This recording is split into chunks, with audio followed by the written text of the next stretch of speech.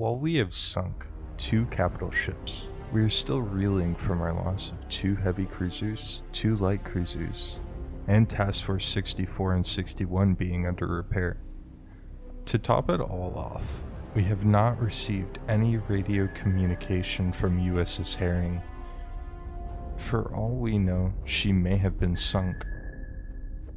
Yorktown is also out of action while she replenishes planes. After communicating with command, an old friend of ours shows up. Raymond A. Spruance with Task Force 16. Spruance comes with USS Enterprise, USS Hornet, Atlanta, New Orleans and Vincent, as well as Bulk, Phelps, Warden, and Allewin. Spruance has the tough task. He will be driving Task Force 16 into the heart of Japanese resistance in the South Pacific, launching a raid on Lea, Rabaul, and Cavang. This is an effort to completely retake Australian claims and close in on the Japanese base in Truk. Pohnpei, Rabaul, and Cavang are the next on this chopping block. Assistance from His Majesty the King, King George VI, arrives in the form of Force 69 under HMS Warspite. She is followed by Valiant, her sister ship, Birmingham, Gambia, the Kingdom of Netherlands, KN Tromp, and the ASW attachment Nepal and Napier, though shortly in their patrol. Tromp and Valiant are hit by torpedoes. Tromp, Nepal, and Napier search for an hour to find said submarine.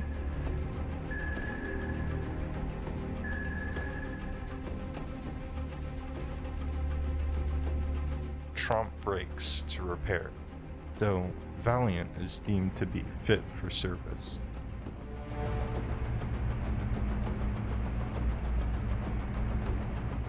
The 31st of July, Shinano and Musashi have been spotted off the coast of Australia. They are targeting Port Moresby. Aircraft from Shortland Islands and Guadalcanal are ordered to bomb the 2 battleships until they are sunk or retreat.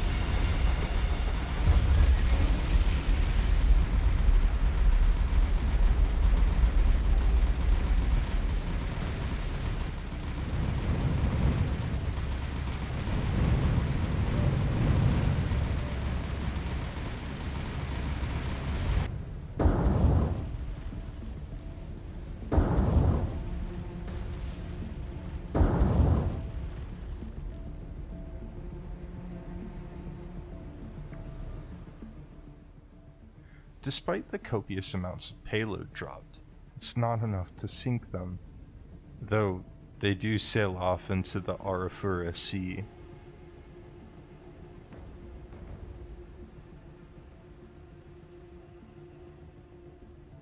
Task Force 16 and Convoy 5 arrive in the Solomon Sea a couple of days after.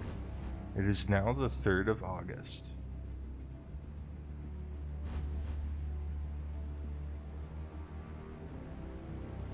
Convoy 5 will be escorted by 61 F4F Wildcats, ensuring nothing will get in their way. 13 F4F Wildcats patrol around Task Force 16 as a combat air patrol, but both will be in range of Task Force 16 in case of any large Japanese offensive. However, the effectiveness of VF-10 Grim Reapers and VF-8 was outstanding.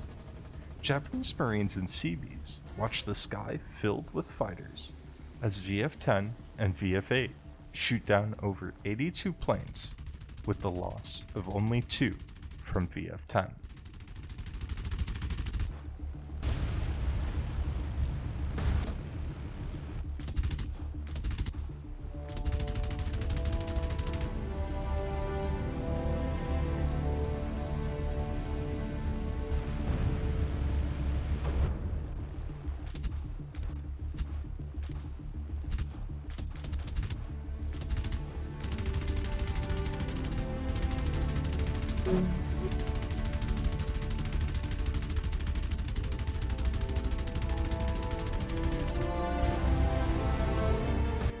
The show of force leaves Lei, Rabul, and Kevin empty of all aircraft until replacements can be gathered.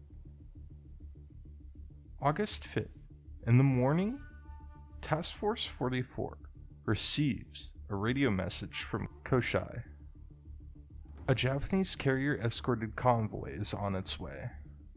While Task Force 44 arrives too late for the ships to land Japanese troops on the island, they can still make sure they don't get home, though it will be a tough battle.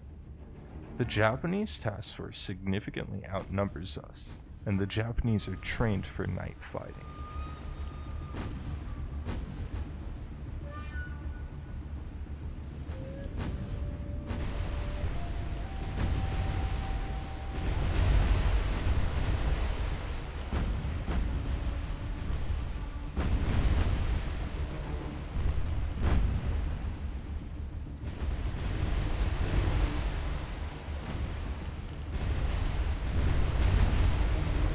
USS Buckley, under heavy fire, is forced to drop her torpedoes and run, though her fate has already almost certainly been spelled out as she slows to a crawl.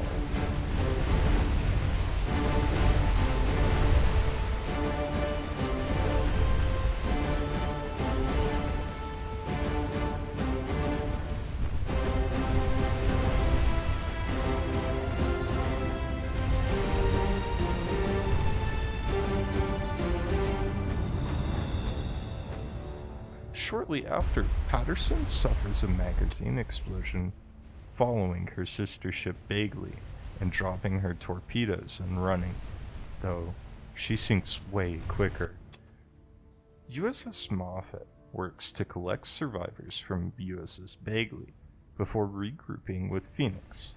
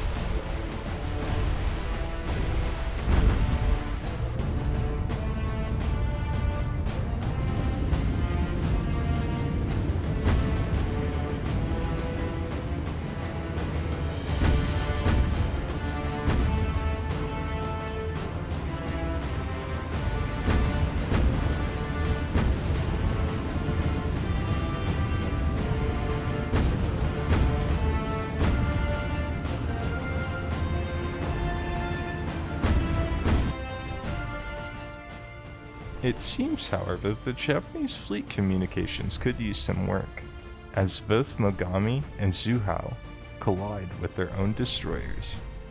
This makes her an easy target, and both are sunk.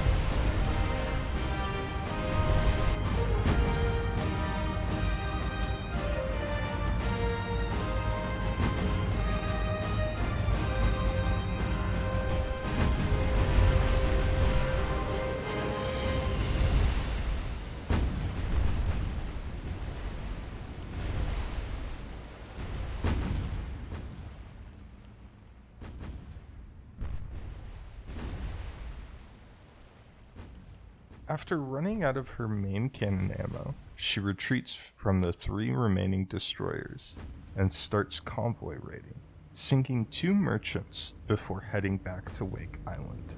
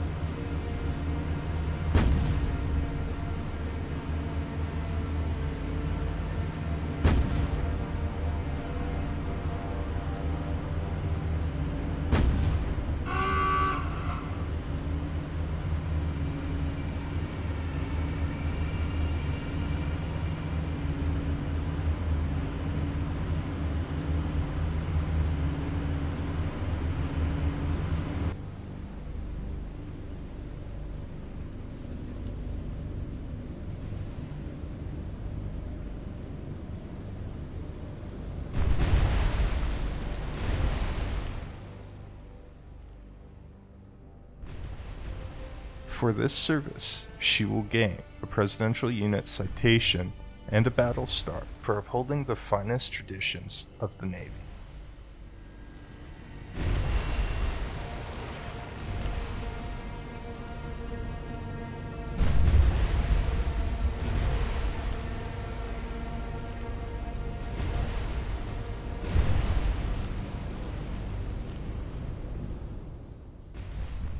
On August 6th, American Marines capture Lea.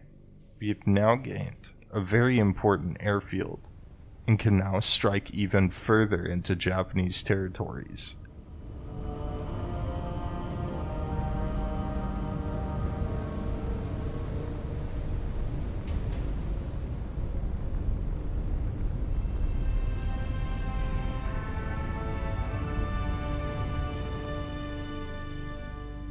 Thank you for watching this episode. If you have any input, as always, please leave it in the comments below. And I hope you have a wonderful day.